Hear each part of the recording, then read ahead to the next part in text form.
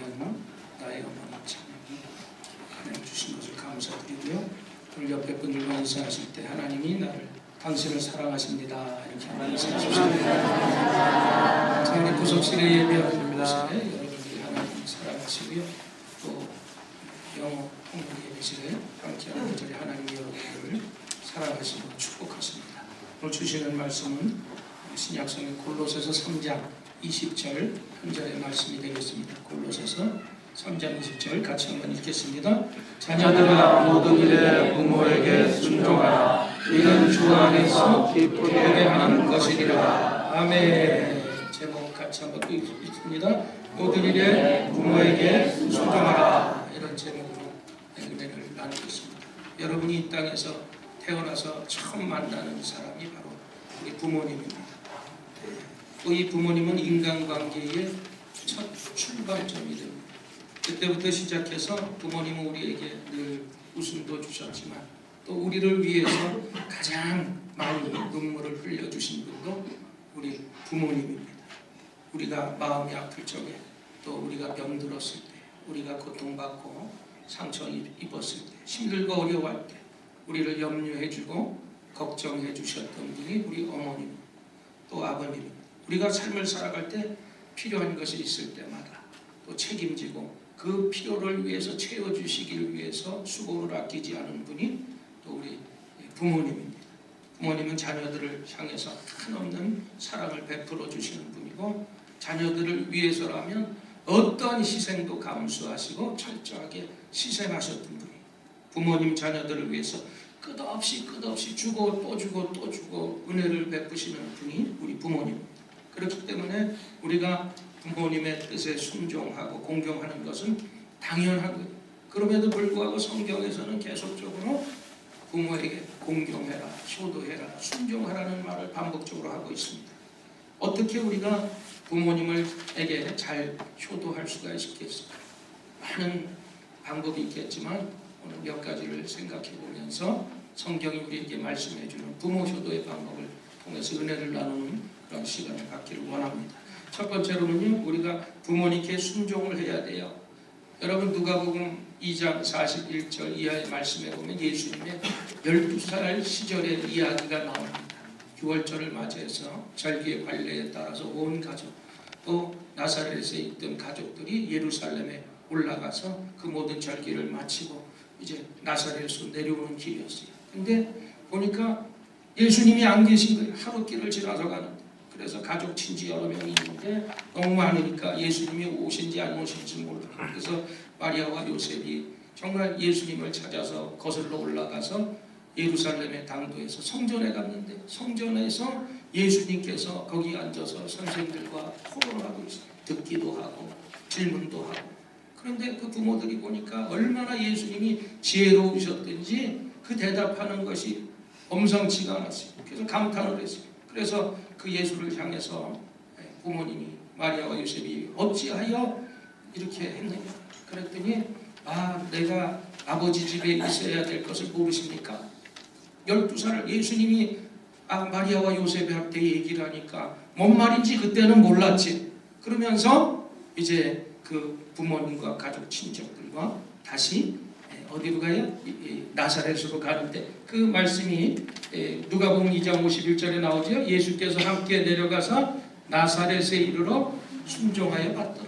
누굴 순종하여 받들어요? 그 부모님 마리아와 요셉을 받들었다고 말씀하고 있습니다. 예수님도 육신의 부모인 마리아 요셉에게 순종하고 받드셨다면 우리는 하물며 우리에게 계신 육신의 부모님에게 순종하고 헌신하는 것은 당연한 것입니다.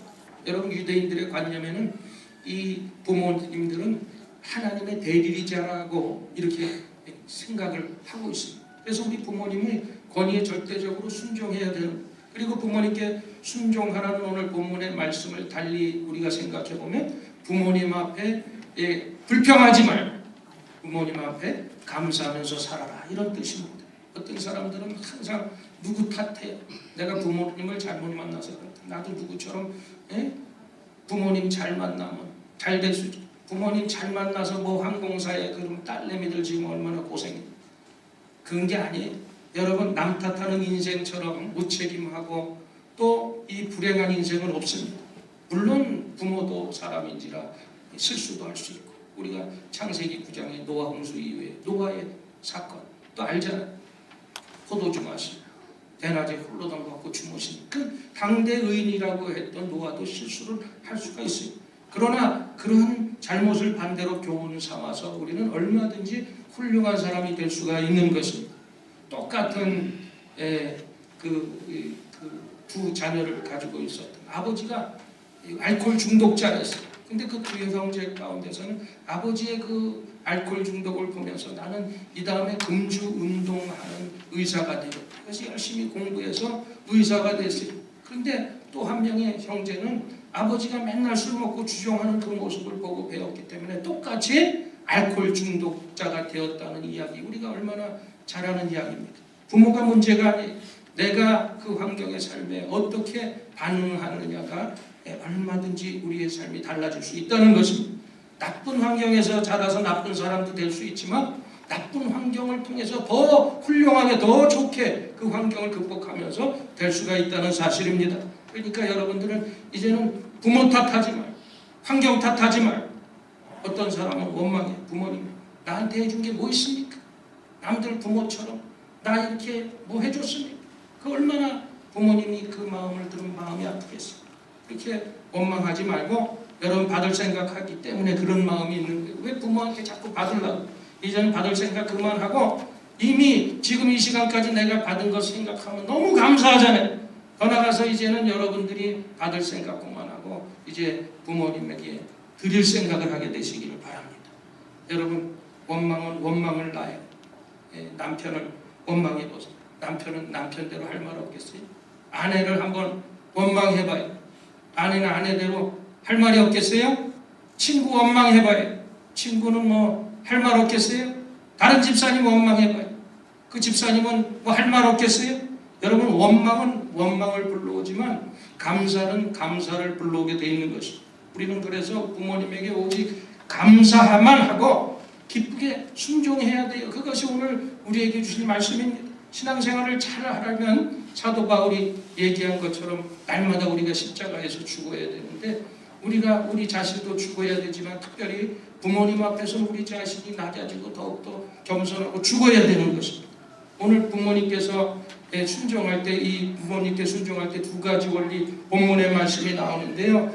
자녀들아 모든 일에 순종해라 이렇게 얘기했어요. 모든 일에 순종하라는 것은 뭐예요? 부모님께 절대적으로 순종하라는 말이에요. 여러분, 순종치 아니하는 자녀들을 향한 경고의 메시지가 성경에는 많이 나와 있어요. 근데 신약에 하나 구약에 하나만 볼게요. 신약의 마태복음 15장 4절 말씀 같이 한번 읽어보십시다. 하나님이 이루셨을 때 부모님을 공경하라 하시고 또 아버지나 어머니를 비방하는 자는 반드시 죽임을 당하리라. 부모님께 반항을 하면 죽어도 좋다는 거예요. 그 다음에 또 구약 신명기 21장 20절 21절 말씀 봅니다. 같이 읽습니다. 그 성읍 장로들에게 말하기를 우리의 이 자식은 완악하고 패역하여 우리 말을 듣지 아니하고 앙탕하여 술에 잠긴 자라 하면 21절 그 성읍의 모든 사람들이 그를 돌로 쳐 죽일지니 이같이 내가 너희 중에서 악을 제하라. 그리하면 온 이스라엘이 듣고 두려워하리라. 자녀가 부모를 거역하면 잡아다가 장로들에게 데려다가 부모가 내 아들이 순종치 아니하고 술 먹고 방탕하고 산다고 외치면 성읍 사람들이 모여들어서 돌로 쳐 죽이리. 끔찍하죠? 여러분, 이런 말씀을 보면 하나님이 부모님의 말씀을 순종하지 않는 것이 얼마나 큰 죄로 보고 있는지를 알 수가 있습니다. 때로는 부모님이 명령이 이해되지 않을 때도 우리는 순종하라고 성경은 말씀하고 있어요. 우리가 창세기 22장에 보면 아브라함이 100세에 낳은 아들 이삭을 모리아산의 정상에 제단에 바치는 장면이 나옵니다. 그때 아브라함도 하나님을 향한 순종이 훌륭하지만 저는 그보다 그 아들 이삭이 그 아버지 아브라함에게 순종하는 모습을 보면서 나는 읽을 때마다 은혜를 받아요. 어떻게 정말 그 재물이 없고 꽁꽁 묶여서 번제단에 올라가 있는 그 이삭을 향해서 칼을 들려고 할 때 가만히 있었냐 이거예요. 그렇지요? 아브라함이 120세 전후, 이 아들 된 이삭은 20세 전후에 얼마나 힘이 세요. 아버지가 그러려고 그럴 때 여러분 가만히 있겠어요? 아버지가 노망이 드셨다. 치매가 걸렸냐? 그러면 얼마나도 힘으로 제압할 수가 있었는데 솔솔히 부모님의 말씀에 죽기까지 순종하는 그 모습, 하나님이 이미 순양을 숯불에 걸리게 하고 예비해 주셔서 야훼 일에 준비하신 하나님, 또 그런 믿음이 있었기 때문에 아브라함도 그런 행동을 했었을 것이고 이삭도 아마 그랬을 것입니다. 여러분, 오늘날 사회법도가 무너지는 가장 큰 이유는요, 효도가 무너지기 때문에 그래요. 부모에게 순종하지 않는, 가정에서 부모에게 순종 못하는 사람이 사회생활 적응하겠어요? 안 돼요. 그래서 옛날 초대교회에서도요, 효와 신앙을 하나의 개념으로 이해했어요. 그래서 비판보다는 항상 이 부모님을 향한 순종을 앞세우고 있습니다. 때로 부모님의 말이 우리가 납득하기 어려울 때가 있습니다. 그럴 때도 순종하려는 마음을 가져야 되는 것입니다. 그래서 오늘 본문 20절 말씀에도 하나님의 뜻 안에서 순종해야 된다, 이렇게 말씀하고 있죠. 이는 주 안에서 기쁘게 하는 것이다.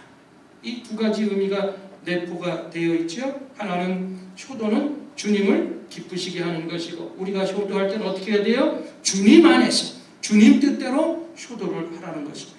우리가 자녀 부모에게 모든 일을 순종해야 되지만 한 가지 예외가 있습니다. 그거는 부모님의 말씀이 하나님의 뜻에 어긋나지 않을 때 순종해야 되는 거예요. 부모님이 불신자라서 우리가 교회 나가려는데 너 교회 가지 마! 예수 믿지 마! 그러면 얻은 거를 여러분 택해야 돼요. 하나님의 뜻에 순종, 그게 옳은 것입니다. 여러분, 부모님의 뜻과 하나님의 뜻이 분명히 다르면 우리가 하나님의 뜻에 순종해야 돼요. 축복은 하나님의 뜻에 절대적으로 순종하는 것과 직결이 됩니다. 하나님의 뜻을 따라서 기쁘게 우리의 자식의 소중한 것을 드릴 때 하나님께서는 더 좋은 것을 우리와 또 부모님에게 채워주실 것을 믿으시기를 바랍니다. 그 다음에 우리가 효도할 수 있는 방법은요, 내 안의 모든 탄식 욕심들을 다 내려놔야 돼요. 오늘 사회가 혼란하게 되고 가정이 깨지는 가장 큰 이유가 가만 보면 개인의 그 탐욕 욕심 때문에 깨집니다. 어떤 가정 보면 부모님의 재산 때문에 누가 덜 갔느니 더 갔느니 얼마나 시끄러워요. 소송을 걸고 재판을 하고 탐심을 벌이고. 여러분, 우리는 부모님의 유산의 유자도 생각하면 안 돼요. 물론 유산이 주어진다 그러면 안 받겠습니다 그러면 또 바보야. 받을 건 받으시되 여러분들이 노리면 안 된다. 이게 부모 그 유산. 그래서 미국이나 호주에서 변호사에게 공증을 미리 하잖아요. 그래서 유산을 물려줘서 자녀들에게 50%, 교회에 30%, 교육기관에 20% 뭐 이런 식으로 미리 공증을 해놓는 것을 봅니다. 근데 예전에 보니까 여러분들도 해외 특국에서 보셨는지 모르겠어요. 자식이 있는데도 한 푼도 물려주지 않았어요. 그리고 누구한테 물려줬어요? 자기가 키우던 개한테. 그 기사 나는 몇 해 전에 여러분 기억나실 거예요. 그래서 그거 보고 황당한 오죽 자식이 개만도 못하고 개한테 유산을 물려주고. 어떤 사람이 딸이 이제 결혼을 해서 시집을 가는데 키우던 강아지를 같이 가져간다고 해서 데려갔어요. 근데 시집간 딸이 결혼을 하고 1년이 지나고 2년이 지나고 3년이 지났는데도 엄마한테 전화 한 통, 코빼기 하나, 생일 때도 전화, 아무것도 안 하는 거예요. 근데 어느 날 그 바깥에서 문에서 탁 긁는 소리가 나서 나가보니까 자기가 키우던 강아지가 와서 그 강아지를 보면서 야, 네가 내 딸년보다 낫다. 그러면서 그 강아지를 키웠다는 거야. 여러분, 우리가 재산에 눈독 들이고 그러지 말고. 그러니까 재산 없는 게 나는 얼마나 감사한지. 그러니까 신앙을 유산으로 물려주시기를 바랍니다. 셰익스피어가 얘기를 했어요. 아비가 누더기를 걸치면 자식은 모르는 척하지만 아비가 주머니에 돈을 차고 있으면 자식들은 효자가 된다. 뭔 소리? 사실 돈도 있어야 효도받는 시대가 됐어요. 그래서 어떤 자식 이름을 어떤 분이 이 자식들이 하도 효도를 안 하니까 머리를 쓴 거예요. 그래서 내가 너희들을 위해서 여기 통장에다가 돈을 다 넣어놨으니까 잘하는 놈에게 이거 다 주겠다. 그래서 그걸 보고 자식들이 서로 경쟁적으로 잘 부모님에게 효도를 했는데 부모님이 돌아가셨어요. 근데 유서와 더불어서 통장이 하나씩 나눠졌는데 보니까 통장에 2만 원씩 들었어요. 그러니까 이해를 구하면서 사실 이러이러해서 너희들에게 용서를 피한다. 그리고 이 나머지 유산은 내가 뭐 대학교에 기부한다 하는 이런 편지와 더불어서 그랬다. 여러분, 이 부모님에게 더 이상 무엇을 얻을 생각하지 말고 여러분들이 드릴 생각만 하시기를 바랍니다. 이제까지 받은 것만 해도, 키워주신 것만 해도 얼마나 감사해요. 행복은 물질에 있는 것이 아니라 사랑에 있는 거예요. 그래서 가정을 지켜주는 것은 돈이 아니라 사랑인 것입니다. 여러분, 오래전에 여러분 참 책 만원의 행복이라는 수필에서 나온 얘기인데요. 어느 날 남편이 양국에서 비상금을 두었던 10,000원짜리, 그 당시 10,000원도 컸어요. 10,000원을 가지고 부인에게 주면서, 여보, 내가 보니까 너무 헬쑥해 보이는 것 같으니까 오늘 여보 당신 혼자 몰래 가서 소고기 뷔페 가서 고기 실컷 먹어요. 그랬더니 너무너무 아내가 감사해서 눈물이 글썽 없어. 아, 여보는 하나도 안 싫던데. 그래서 고맙게 받았어요. 그런데 다음날 남편에게 받은 10,000원을 가지고 이제 어떻게 쓸까 하고 있는데 시아버지가 노인장 간다고 그러면서 나가는 거예요. 그러니까 그 시아버지를 보고 그 며느리가 시아버지한테 용돈도 못 드렸는데, 그 고깃국에 10,000원을, 아버님 제가 용돈도 제대로 한번 못 드렸는데 이 용돈 가지고 가셔서 오늘 노인정 가서 친한 분하고 식사 함께 하세요. 그러니까 너무 대견한 거예요. 어려운 살림인 것 같아요. 그러니까 노인정 가서 오늘 우리 며느리가 용돈을 두둑히 줬다 자랑만 하고 밥도 안 사고 그냥 들어와서 장롱 속에 깊이 감춰놨어요. 근데 또 설날이 돼서 손녀가 와서 세배를 하는 거예요. 그랬더니 그 준비했던 10,000원짜리를 가지면서 그 손녀에게 돈을 줬어요. 그러니까 손녀가 그거를 갖고 엄마한테, 엄마 나 책가방 얼마야, 책가방 샀냐. 그러니까 너 학교 가고 싶냐? 그럼 내년에 가는데 할아버지가 세뱃돈 줬어. 그래서 10,000원을 받고, 그래 너 그럼 내년에 갈 때 내가 책가방을 사줄게.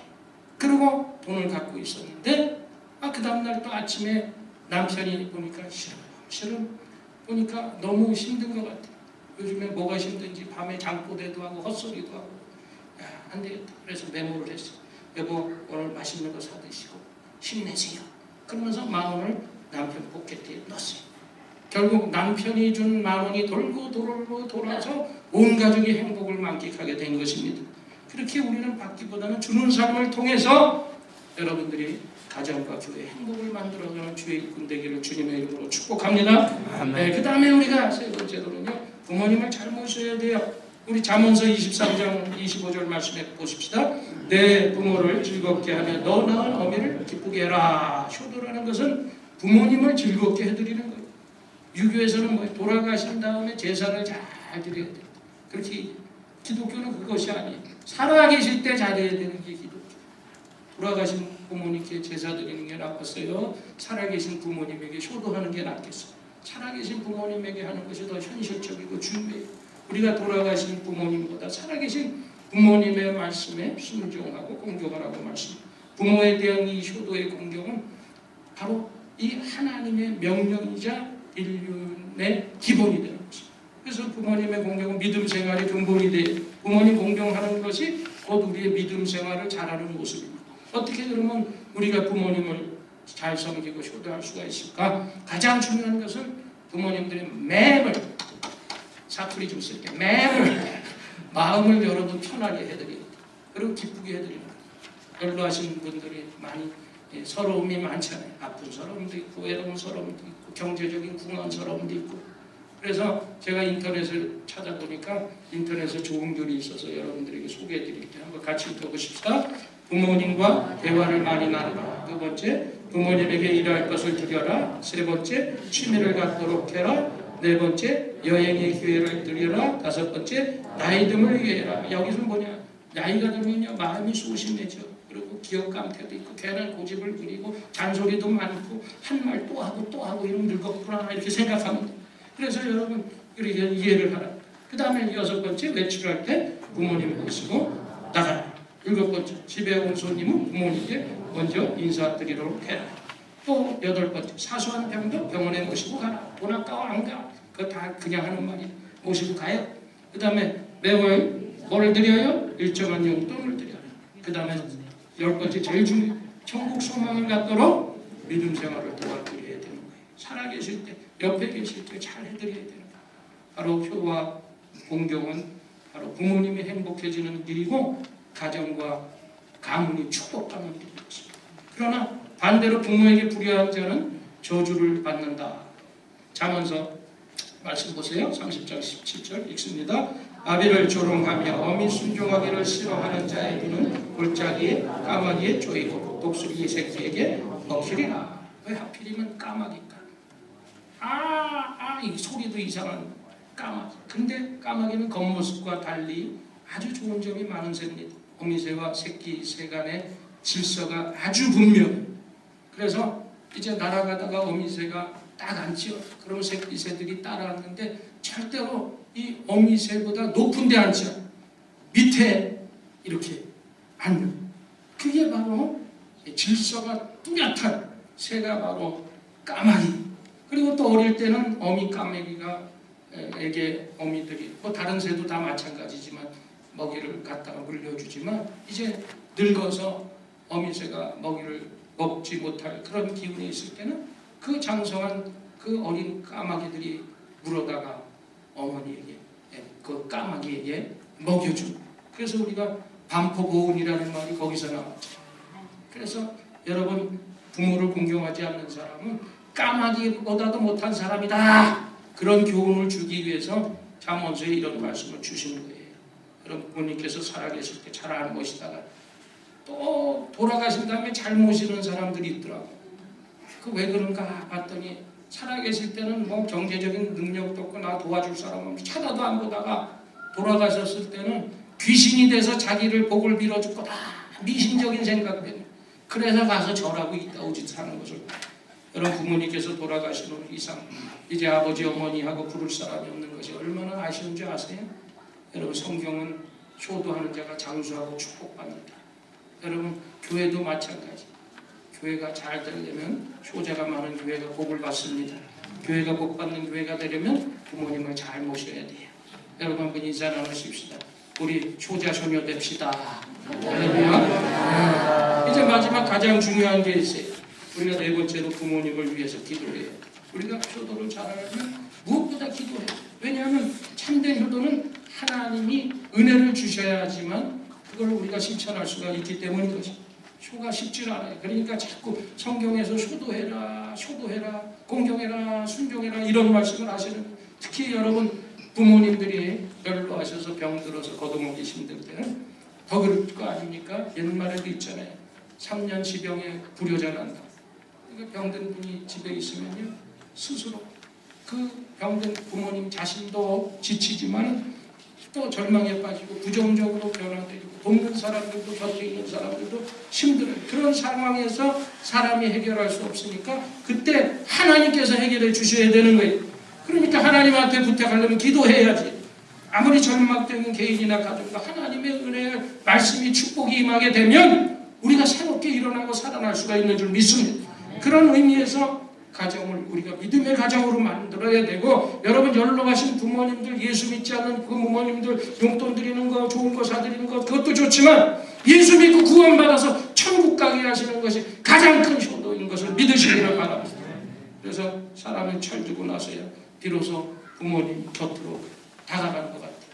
우리가 전문 지식이 많아서 철드는 거 아니에요. 나이가 들어서 가정을 이루고 자식을 낳았다고 해서 철드는 것이 아니에요. 은혜를 깨달을 때 비로소 철이 드는 것입니다. 우리가 사랑의 깊이를 깨달을 때 철이 드는 거예요. 인간은 철들고 나서 비로소 위를 보게 됩니다. 부모님을 공경할 줄 알게 되고 철든 신앙인이 바로 하나님의 은혜를 알게 되는 것입니다. 하나님만 그래서 우리는 바라보면서 경유하는 마음을 가지고 늘 예배하는 여러분 되기를 주님의 이름으로 축복합니다. 여러분 행복하게 사는 원리가 있습니다.